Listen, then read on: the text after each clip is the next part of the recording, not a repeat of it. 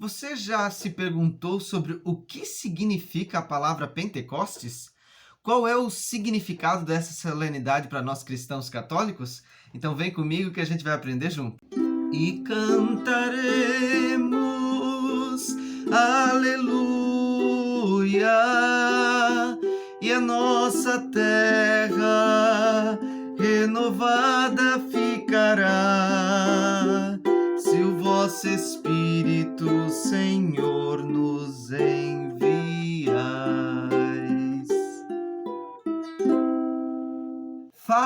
Achou que eu ia falar fala galera, né? Um vídeo franciscano não começa com fala galera, mas começa com paz e bem. Paz e bem é você que está me acompanhando aí nos vídeos. Estou procurando aí partilhar um pouquinho sobre o que eu aprendo na faculdade de teologia.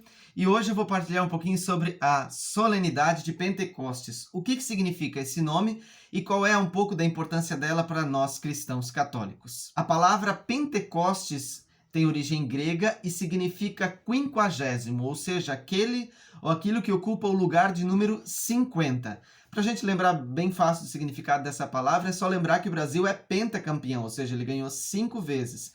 A palavra 50 vem de 5, que no grego 5 se fala penta. E embora nós vamos ver depois que a palavra Pentecostes é utilizada para uma festa cristã, ela surge com inspiração judaica, ou seja, os judeus antes de Jesus já utilizavam um termo parecido, só que é claro, no hebraico, eles utilizavam a palavra Shavô. Eu peço desculpas aí pela minha pronúncia, mas eu não sei como é que fala direito, se é Shavô, se é Shavuot, mas escreve o T, né? Então, eu peço desculpa aí se eu estiver falando errado. E essa palavra Shavô, ou Shavuot, eu não sei como é que fala, ela significa 7 semanas, ou seja, o período que compreende 50 dias. Para os judeus, essa palavra Shavuot é o nome de uma das festas deles.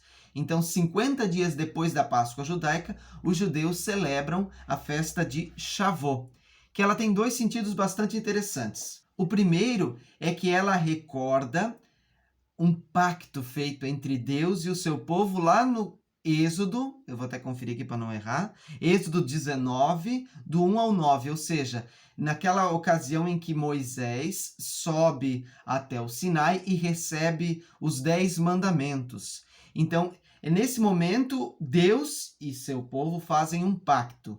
E esta festa de Shavuot para os judeus é a recordação desse pacto feito com Deus. Assim, essa festa para os judeus é um momento de atualizar essa união, esse pacto. Mas se nós procurarmos na internet por Shavuot, nós vamos encontrar também que significa o nome de uma festa que é traduzida por Festa das Primícias. O que significa isso? Os judeus, antes de se estabelecerem na Terra Prometida, em Canaã, eles eram um povo nômade também. Então, eles não tinham um culto muito agrícola, porque eles iam passando de lugar em lugar e iam se alimentando daquilo que cada lugar oferecia.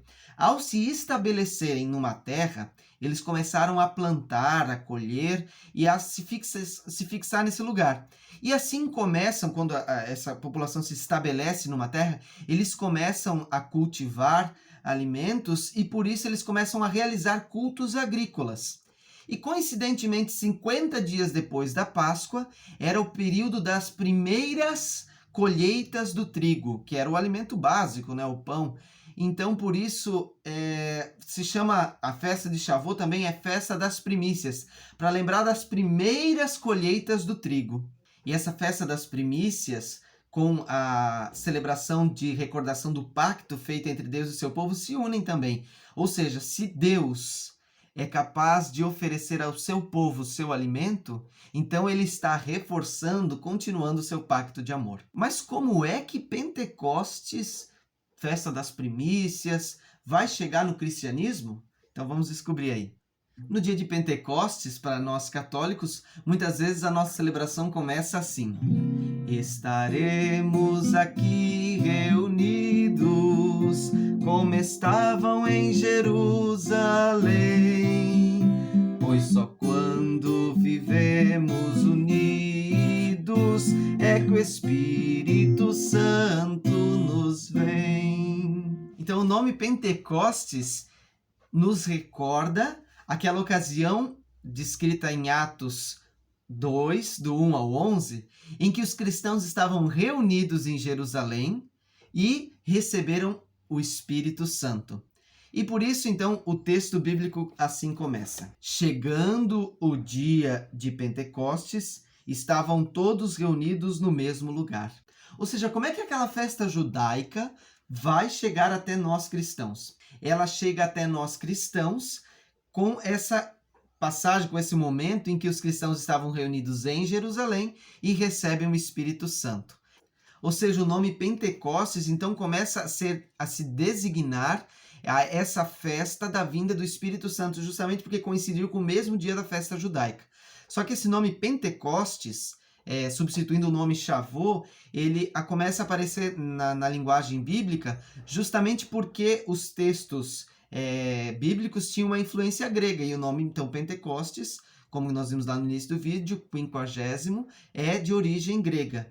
E essa palavra, então, começa a ser usada pelos cristãos para significar o dia da vinda do Espírito Santo. Então, por isso, o cristianismo assume essa palavra Pentecostes para significar a festa, a solenidade da vinda do Espírito Santo.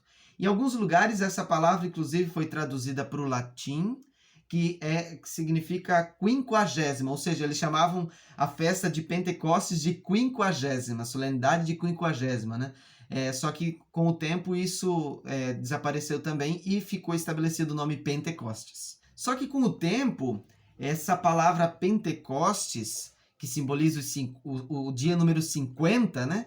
Depois da Páscoa, ela começou a ter um outro sentido. Então, os cristãos chamavam de Pentecostes não o dia 50 depois da Páscoa, mas eles chamavam os 50 dias depois da Páscoa de Pentecostes. Só que atualmente a igreja não utiliza mais essa terminologia, utilizando o nome Pentecostes somente para a solenidade do dia de Pentecostes, e para esse tempo dos 50 dias depois da Páscoa, a igreja chama de tempo pascal. Óbvio, né? Se é depois da Páscoa, é tempo pascal, né, Gabriel? Bom, o óbvio às vezes também a gente não entende direito, né?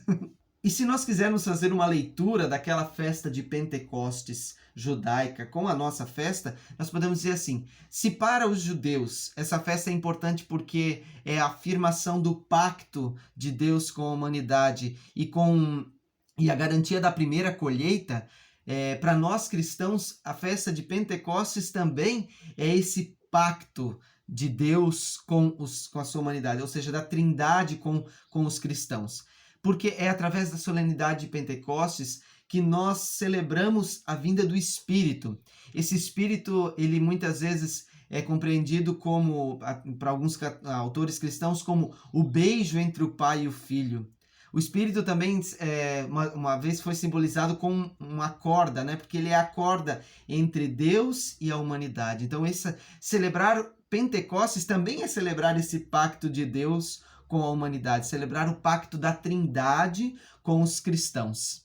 E essa festa de Pentecostes por si só, é claro, tem um sentido muito importante para nós cristãos católicos.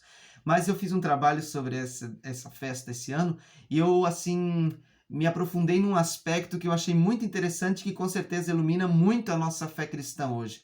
E eu quero partilhar um pouquinho com vocês. E é esse aspecto que a gente canta nessa oração de clamor ao Espírito.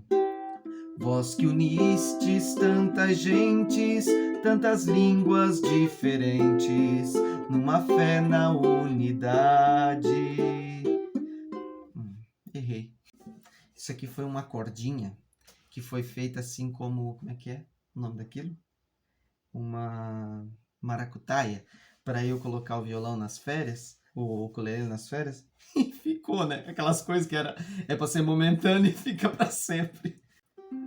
Vós que unistes tantas gentes, tantas línguas diferentes, numa fé na unidade, para buscar sempre a verdade e servir o vosso reino com a mesma caridade. Então é pelo Espírito Santo é na festa de Pentecostes que nós reafirmamos a unidade da igreja apesar das diferenças. Ou seja, o Espírito Santo espalhou entre os cristãos, os primeiros cristãos reunidos lá em Jerusalém, o dom de falar em várias línguas, mas eles permaneciam numa só fé. Eu interpreto um pouco hoje, talvez, esse várias línguas, da forma assim, nós muitas vezes temos várias formas de manifestar a nossa fé, mas nós temos que permanecer unidos. E unificar não é uniformizar, todo mundo tem que ser todo mundo igual, até porque ninguém é igual, não há robô. Claro, há algo que nos une, há uma identidade, um carisma, e nós devemos permanecer fiéis a esse carisma. Mas as pessoas celebram, vivem a sua fé de um modo, às vezes, diferente. São os tais dos carismas, né? Como tem os franciscanos, os dominicanos, os diocesanos, assim também na igreja tem os jovens que são da renovação carismática, tem os jovens que participam da pastoral da juventude, enfim, são vários os carismas que nós temos dentro da igreja, são várias as línguas, as formas de falar, mas que todas devem falar de uma mesma fé e de um mesmo amor. E eu acho que assim, o grande clamor que eu vou fazer nesse ano na festa de Pentecostes é que as nossas diferenças possam se unir através do diálogo, para que nós percebamos que entre nós cristãos não deve ter rixas, ódios, uma vez que isso é um contra-testemunho entre nós, né? Ou seja, que a festa de Pentecostes possa nos falar dessa unidade na igreja, apesar da nossa diversidade, da nossa forma diferente de rezar, de talvez interpretar algum aspecto, mas nós só vamos nos unir, nós só vamos demonstrar ainda mais a nossa fraternidade, à medida que, é claro, nós nos mantivermos fiéis ao nosso carisma, mas também à medida que nós nos amarmos uns aos outros. Ou seja, se a gente precisa fazer uma correção para alguém, que essa correção também seja feita com amor, que seja feita com carinho, porque entre nós cristãos, nós devemos cultivar a paz, a fraternidade, assim como também muito bem nos tem lembrado o Papa Francisco, que na sua última encíclica sobre a paz universal, ele pede que nós formemos uma grande fraternidade, a Fratelli Tutti, né? Que sejamos todos irmãos. Deixa eu tirar meu violãozinho aqui. A maracutaia que fica, né? Espero que você tenha gostado de aprender um pouco mais sobre Pentecostes. A fonte de onde eu tirei essas informações é, claro, das aulas de liturgia, mas também tem um artigo que está aí na legenda do vídeo. É claro, existem muitos outros conteúdos que você pode se aprofundar e espero que você também se sinta motivado a fazer isso. E aquela última reflexãozinha que eu fiz, se quiser aproveitar, aproveite. Se achar que não vale a pena também, tranquilo. Estamos juntos, vamos crescendo juntos, beleza? Paz e bem, um grande abraço, fiquem com Deus. Ó vinde Espírito Criador, as nossas almas visitai, enchei os nossos corações com vossos dons celestiais.